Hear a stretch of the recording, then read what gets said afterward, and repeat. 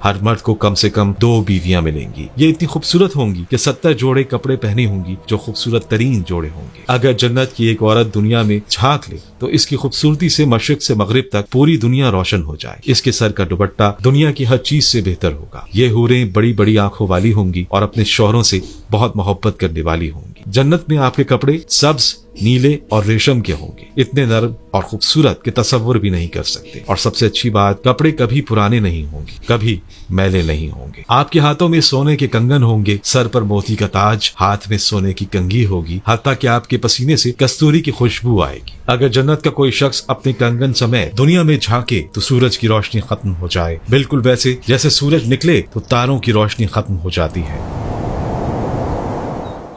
बात की जाए जन्नतियों के कद कामत की तो हर जन्नती का कद तकरीबन 60 गज होगा, यानी हजरत आदम अलैहिस्सलाम के कद के बराबर। आपकी उम्र 30 साल होगी और 30 ही रहेगी, यानी आप हमेशा जवान ही रहेंगे।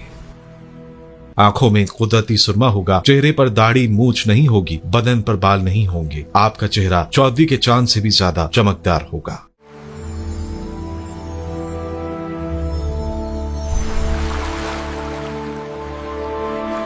जन्नत में आप जो चाहेंगे आपको वही मिलेगा। किसी चीज की ख्वाहिश करेंगे तो फौरन हाजिर हो जाएगी। खाना पीना जो चाहें जब चाहें। और हैरत की बात, क़ज़ाए हाजत और इंसानी जिस्म से फज़लात के खारिज होने का कोई तसव्वुर नहीं होगा। नींद भी नहीं आएगी क्योंकि नींद आधी मौत है और जन्नत में मौत नहीं है। एक ऐलान होगा, ए जन्नत वालों, अब तुम हमेशा सेहतमंद रहोगे, कभी बीमार नहीं होगे, हमेशा जिंदा रहोगे, हमेशा जवान रहोगे, कभी बूढ़े नहीं होगे और हमेशा खुश रहोगे, कभी गम नहीं आएगा। लेकिन सबसे बड़ी नेमत क्या होगी? सोना, चांदी, महलात, हूरें, खाना पीना नहीं।